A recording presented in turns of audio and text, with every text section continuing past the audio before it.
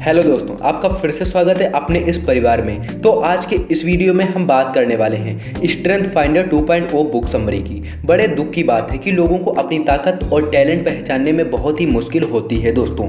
वो ज़्यादा और कुछ अचीव नहीं कर पाते हैं क्योंकि वो ऐसे रोल्स ले लेते हैं जिसमें वो वीक होते हैं। लेकिन रिसर्च से पता चला है कि जो लोग ऐसे रोल्स में काम करते हैं जिसमें वो बहुत अच्छे हैं, ज़्यादा सक्सेसफुल और अचीवर्स होते हैं। क्या आपको पता है कि आपकी ताकत क्या है? याद रखिए, आपको जिस चीज़ की भी ज़रूरत है वो सब आपके पास है। ये बुक आपको पहला कदम लेने में हेल्प करेगी। ये बुक टॉम रॉथ ने लिखी है दोस्तों। तो दोस्तों, मैं आपको बताता हूँ वह क्या चीज़ है जो आप बिना किसी मुश्किल के आसानी से कर सकते हैं। आपको क्या करना पसंद है? क्या इसका जवाब आपको तुरंत मिल गया है या फिर आपको सोचना पड़ा है? अगर आपको इसका जवाब नहीं पता है तो अब समय आ गया है कि आप अपनी ताकत और टैलेंट को समझने पर काम करें। ये जानना है कि आप किस चीज़ में अच्छे हैं, सिर्फ उसे इम्प्रूव करें, बल्कि आपके पास सक्सेस भी लाता है। आज हम जिस दुनिया में रहते हैं वह हमारी वीकनेस पर काम करने पर ज़्यादा जोर देता है। यह उतना बुरा नहीं है, लेकिन ऐसा करते हुए आप अपनी ताकत को बेकार कर देते हैं। इस बुक के पहले पार्ट में आप देखेंगे कि अपने नेचुरल टैलेंट के इंपॉर्टेंट को सीखेंगे। आप देखेंगे कि आप जिन चीज़ों में अच्छे हैं उन पर फोकस करना आपको कहाँ ले जाता है। इस बुक के दूसरे पार्ट में आप एक्शन के 10 थीम्स की आइडियाज़ सीखेंगे। यहाँ आपको अपनी ताकत को समझने में हेल्प करने पर फोकस किया जाएगा। हर एक थीम को पढ़ते हुए आप आसानी से पहचान पाएंगे कि आप कहाँ फिट होते हैं और कहाँ आप सबसे ज़्यादा प्रोडक्टिव होते हैं। एक बार आप ये जान गए कि आप कहाँ फिट होते हैं, इसके बाद आपको क्या करना है उसके लिए यह समरी आपको टिप्स देगी। तो आप अपना बेस्ट बाहर लाने के लिए तैयार हो जाइए। तो पार्ट 1, अपनी ताकत को खोजना दो दोस्तों। Finder your strength. Natural talent वह चीज़ है जिसमें हम पहले से ही अच्छे हैं और उसे बढ़ाने बहुत स्कोप होता है, लेकिन हमारी कमजोरियों पर फोकस करना, जैसे कि हमें सिखाया गया है, सबसे मुश्किल होता है। अपनी कमजोरियों पर काम करना ऐसा ही है जैसे ईंट की दीवार के गिरने का इंतजार, क्योंकि आप उसे बार बार हिलाने की कोशिश कर रहे हैं। लेकिन सच्चाई यह है कि अगर आप किसी चीज़ के लिए स्ट्रगल कर रहे हैं तो इसका मतलब है कि आप उस चीज़ में अच्छे नहीं हैं। हर इंसान में किसी न किसी एरिया में सक्सेसफुल होने का पोटेंशियल होता है। आपको बस इतना करना है कि आपको उस चीज़ में अपना टाइम, मेहनत और एनर्जी लगाना है जिसमें आप नेचुरली अच्छे हैं। हेक्टर एक बहुत कमाल के मोची थे दोस्तों।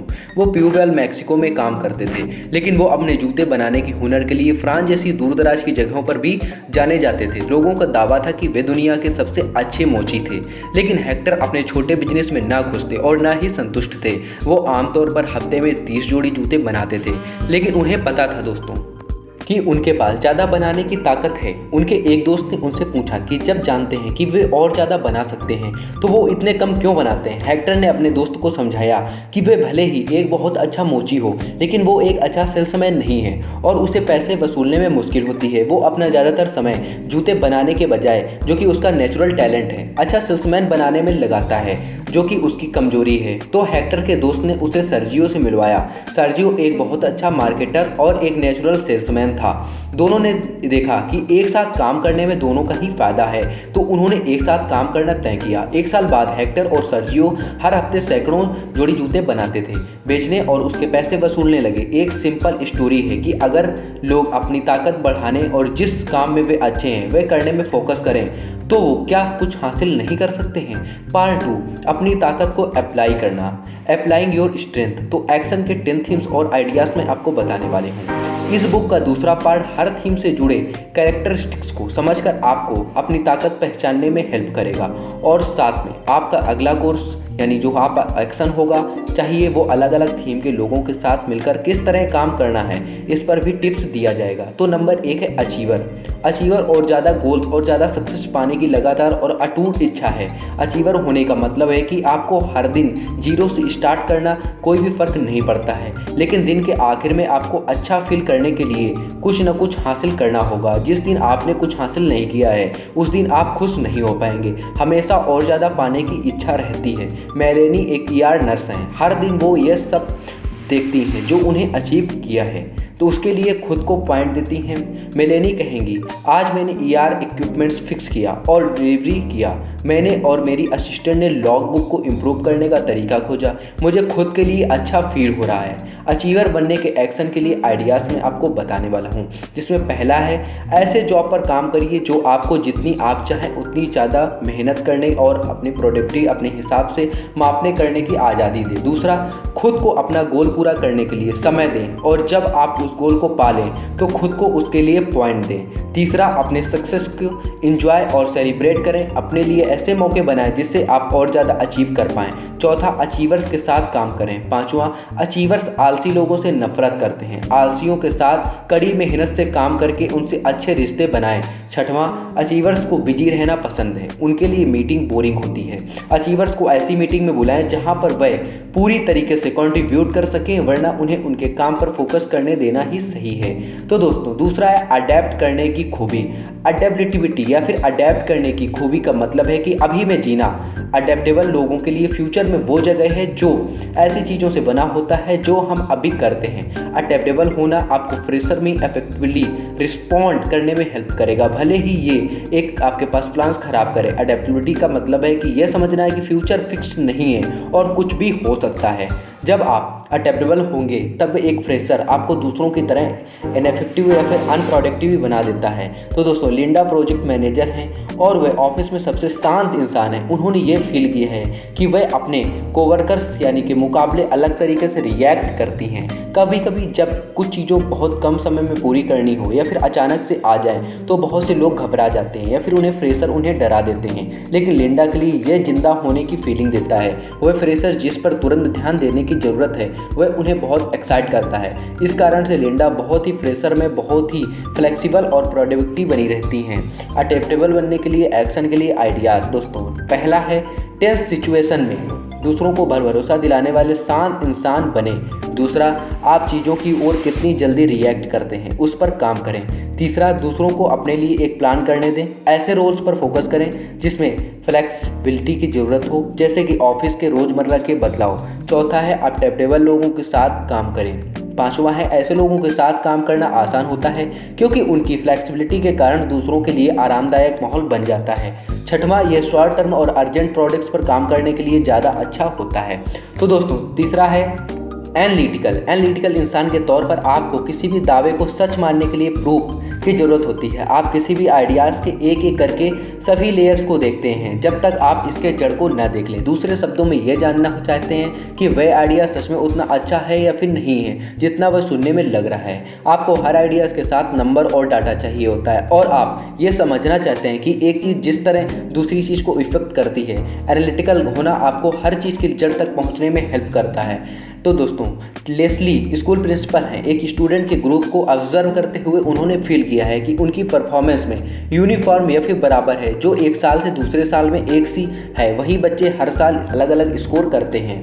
तो दोस्तों, एनालिटिकल इंसान होने के कारण उन्होंने इसका कारण पता लगाने के लिए बहुत से क्वेश्चन किए। जैसे लेस्ली ने पूछा, वह किस बिल्डिंग में है, कौन से टीचर्स उन्हें पढ़ा रहे हैं और उन्हें पढ़ाने का कौन से तरीके को यूज़ किया जा रहा है। ऐसे सवालों ने लेस्ली को इनकॉन्सिस्टेंसी का कारण जानने में मदद करता है। तो दोस्तों, एनालिटिकल बनने के एक्शन के लिए मैं आइडियाज़ दे रहा हूँ, जिसमें फर्स्ट है, ऐसे फील्ड में काम कीजिए जो आपको डाटा एनालाइज करने और पैटर्न खोजने दे, जैसे कि मार्केटिंग और रिस्क मैनेजमेंट। दूसरा है, ऐसा कोर्स कीजिए जो आपको आपके एनालिटिकल टैलेंट को बढ़ाने में मौका देता है। दोस्तों, अब चौथा है बिलीव यानी भरोसा करने वाले लोगों के कुछ वैल्यूज़ होते हैं जो आसानी से नहीं बदल सकते हैं। भरोसा लोगों को खुद में और दूसरों में जिम्मेदार और अच्छी सोच की कदर करना सिखाता है। यह एक इंसान को ज़िंदगी को पर्पस और संतुष्टि देता है। जब आप भरोसा करते हैं तो आप जो चाहते हैं उसके बीच में कुछ भी नहीं आ सकता है। जो आप कर रहे हैं वह आपके लिए ज़रूरी हो जाता है, भले ही उसके लिए आपको तारीफ मिले या फिर ना मिले। लारा एक कॉलेज प्रेसिडेंट हैं। हर दिन वो घंटों अपने काम में लगाती हैं, भले ही उसके लायक उसे पैसे मिले या फिर नहीं मिले। हाल ही में उसे पता चला कि वो अपनी स्टेट में सबसे कम पैसों पर काम करने वाली कॉलेज प्रेसिडेंट है। फिर भी इससे उसके काम में कोई फर्क नहीं पड़ा, क्योंकि लारा मानती है कि मेहनत करना सही है। बिलीवर बनने के लिए एक्शन आइडियाज़, तो उसमें पहला है, लोगों को अपनी वैल्यूज़ और बिलीव्स बताने से डरिए मत। दूसरा है ऐसे लोगों को अपना दोस्त बनाइए जिनके वैल्यूज़ आपसे मिलते हों। तीसरा, जब लोग आपको अपने बिलीव्स बताएं तो उन्हें जज ना करें। चौथा, भरोसा करने वाले लोगों के साथ काम करना। पांचवा, दूसरों के बिलीव्स को समझने और उसकी रिस्पेक्ट करने की कोशिश करना। छठवां, उनके बिलीव्स की और उनके कमिटमेंट की तारीफ करें और उसका सम्मान करें। तो दोस्तों इसी में पांचवा है कमांड। कमांड मतलब कंट्रोल लेना होता है, और जब दूसरे मुश्किल चैलेंज लेने से डरते हैं तब वह इंसान जिसमें कमांड होता है वह बिना डरे इसमें कूद पड़ता है। भले ही सच बोलना मुश्किल हो लेकिन आप फिर भी सच बोलने के लिए मजबूर हो जाएं। सामने से सवाल जवाब आपको डराता नहीं है क्योंकि आप जानते हैं कि प्रॉब्लम सॉल्व करने के लिए यह पहला कदम है। कमांड में होना आपको सभी को एक साथ रखने के लिए मोटिवेट करता है। डायन एक हॉस्पिटल में काम करती हैं। वो खुद को बोल्ड या फिर अपनी बात मनवाने वाली इंसान नहीं समझती हैं, लेकिन वह जिम्मेदारी लेती हैं। उनके जॉब में उन्हें जिम्मेदारी लेनी पड़ती है, जैसे कि वह एक मरते हुए इंसान के रूम में जाती हैं और उस इंसान की फैमिली अगर वो कंफ्यूज है तो उन्हें नहीं पता है कि क्या करना है। आमतौर पर ऐसे में फैमिली डरी हुई होती है और जो हो रहा है उसे मान नहीं पाती है। इस समय में उन्हें किसी की ज़रूरत होती है जो उन्हें बता सके कि क्या होने वाला है। डायन की जॉब आसान नहीं है, लेकिन फैमिली सच जानना चाहती है और डायन को सच बताना पड़ता है। कमांड करने के एक्शन के लिए आइडियाज़। पहला है, कमांड वाले थीम में होने का मतलब है कि आपको दूसरों को कंफर्ट करना यानी फिर आराम देना होगा। ऐसा करने के लिए अपना टोन, शब्द और हाव भाव या फिर इशारों अच्छा रखना का प्रैक्टिस करना होगा। दूसरा है, भले ही कोई बात कितनी भी सेंसिटिव हो लेकिन सच बोलने से शर्माए नहीं। तीसरा है, ऐसे माहौल में काम करें जहां पर आपको लोगों को मनाने की ज़रूरत हो, जैसे सेल्स और मार्केटिंग। ऐसे लोगों के साथ काम करने के जिसके पास कमांड, ऐसे लोगों से आप सलाह ले सकते हैं कि वो सीधा जवाब देंगे। तो छठवां है कंसिस्टेंसी। इस थीम के लोगों के लिए बैलेंस बनाए रखना बहुत ज़रूरी होता है। कंसिस्टेंसी मतलब है कि सभी के साथ बिना उनका स्टेट देखे एक जैसा व्यवहार करना है, जिसमें आपको यह पसंद नहीं होता है जब लोगों के बैकग्राउंड या फिर जान पहचान की कमी के कारण उनके साथ खराब व्यवहार किया जाता है। तो आपको ऐसा लगता है कि आपको ऐसे लोगों को खराब व्यवहार से बचाना चाहिए। तो दोस्तों इसके लिए मैं आपको कुछ टिप्स दे रहा हूँ, जिसमें पहला है, ऐसे रोल में काम कीजिए जो आपको सबके लिए बैलेंस बनाने दे। दूसरा, ऐसे वैल्यूज़ बनाइए जिन्हें बदलना या फिर जिससे छेड़छाड़ करना आसान ना हो। तीसरा है, कंसिस्टेंसी थीम वाले लोगों के साथ काम करना। चौथा है, चेंज के समय में उनका साथ दें क्योंकि वो माहौल का अंदाज़ा लगाने में अच्छे होते हैं। तो दोस्तों इसी के चलते है सातवां, डेवलपर थीम के इंसान होने के कारण आप दूसरों में पोटेंशियल आसानी से देख सकते हैं। आपको लगता है कि सभी में पावर होती है और आप उन्हें पावर ढूंढकर कामयाब होने में मदद करना चाहते हैं। आप ऐसे इंटरेस्टिंग और चैलेंजिंग आइडियाज़ खोजते हैं जो उनकी ग्रोथ में मदद कर सके। दूसरों को कामयाब होता हुआ देखकर आपको खुशी होती है। जब आप डेवलपर होते हैं तो लोग आपके पास इंकरेजमेंट और सही सलाह लेने आते हैं। एना एक नर्स है दोस्तों, ये बहुत ही एग्जाम्पल इंटरेस्टिंग है, जिसकी एक पेशेंट थी जिनके लंग्स खराब हो चुके थे और उन्हें पूरी ज़िंदगी ऑक्सीजन पर रहना था। पेशेंट एक यंग औरत थी तो दोस्तों कि वह कोई नॉर्मल ज़िंदगी नहीं जी सकती थी। तो दोस्तों मैं आपको बता दूं, एना एक पेशेंट के पास गई जिसे सांस लेने में बहुत ही मुश्किल हो रही थी। उस पेशेंट को लग रहा था कि वह अब कभी काम नहीं कर पाएगी और अपनी फैमिली को सपोर्ट नहीं कर पाएगी। पेशेंट बहुत ही दुखी थी और सुसाइड करना चाहती थी। तो एना ने उनसे कहा कि ऐसी चीज़ों पर फोकस करें जो वो कर सकती हैं, न कि ऐसी चीज़ों पर फोकस करें जो वो नहीं कर सकती हैं। तो दोस्तों डेवलपर बनने के एक्शन के लिए मैं कुछ आइडियाज़ आपको देने वाला हूं, जिसमें पहला है, ऐसे रोल में काम करें जो आपको दूसरों के पोटेंशियल देखने और डेवलप करने दे। दूसरा है, उन सभी मेंटर्स के बारे में सोचिए जिन्होंने आपको ग्रो करने में हेल्प किया है और उन्हें आपका पोटेंशियल देखने के लिए धन्यवाद दें। तीसरा, जब दूसरे कामयाब हों तब उन्हें अपना ग्रोथ बढ़ाने के लिए ज़रूर कहें। चौथा ऐसा है, डेवलपर थीम वाले लोगों के साथ काम करना। पांचवा है, डेवलपर्स को उनकी कंट्रीब्यूशन याद दिलाएं कि कैसे उन्होंने अपने इंकरेजमेंट के दूसरे को कामयाब होने में मदद किया है। तो दोस्तों इसी के चलते है आठवां, एम्पैथी मतलब खुद को दूसरों की जगह रखकर देखना ताकि ये समझ सके कि दूसरे क्या फील कर रहे हैं। आप हर बार उनकी बात से सहमत नहीं हो सकते हैं और ना ही उन पर तरस खा सकते हैं, लेकिन आप समझते हैं कि वह क्या कहना चाह रहे हैं और आप उनके अंदर की आवाज़ सुनते हैं जो और कोई नहीं सुनता है। आप हमेशा जानते हैं कि आपको क्या और कैसे कहना है ताकि वो खुलकर आपसे अपने मन की बात कह सकें, इसलिए लोग आपसे कुछ भी कहने के लिए सेफ फील कर सकें। दोस्तों हाल ही में मीटिंग में एलिस के कालिक ने बोर्ड के सामने एक नया आइडियाज़ रखा है। वह आइडिया उनके लिए बहुत ही इंपॉर्टेंट था, लेकिन जब उसने वो आइडिया बताया तब किसी ने उसकी तारीफ नहीं की। वो कलीग इतनी दुखी थी कि मीटिंग के कई दिन बाद वो भी नॉर्मल नहीं हुई। तो दोस्तों एम्पैथी रखने करने के लिए, एक्शन के लिए मैं आपको आइडियाज़ देने वाला हूँ। जिसमें पहला है, जब आप दूसरों को खुद के लिए या फिर दूसरों के कुछ गलत करते देखें तब उसके लिए एक्शन लें। दूसरा है, ऐसे रोल लें जिसमें आप मेंटर का काम कर सकें। तीसरा, अपने एम्पैथी थीम को दूसरों को अपनी बातों को दयालु व्यवहार से इंकरेज करने के लिए यूज करें। चौथा है, एम्पैथी रखने वाले लोगों के साथ काम करना।